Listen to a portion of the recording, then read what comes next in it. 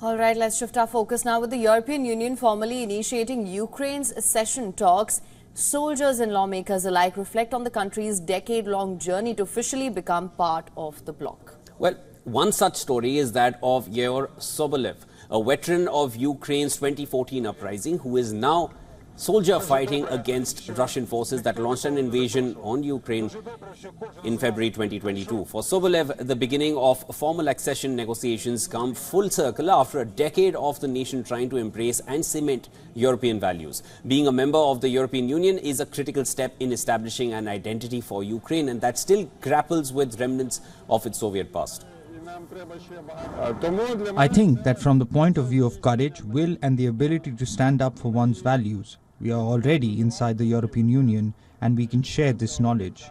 From the point of view of our ability to manage our government, to choose honest officials, to create a judicial system, we are at the back of the room and we still have a lot to learn.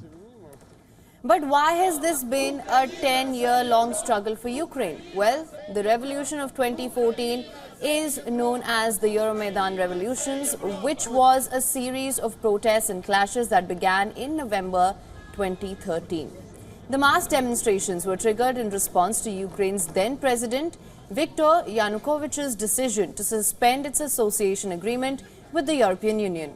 Ever since, the country has been trying to move closer to Europe by adopting pro-Western reforms and rehashing its foreign policy, until the war with Russia began over 2 years ago. Ukrainian President Volodymyr Zelensky, who has been calling for a clear sign from the EU 27 since January 2022. Just day after Russia's full-scale invasion, Kiev filed its request to join the European Union as a way for Ukraine to validate its European vision and value system that Moscow vehemently opposes.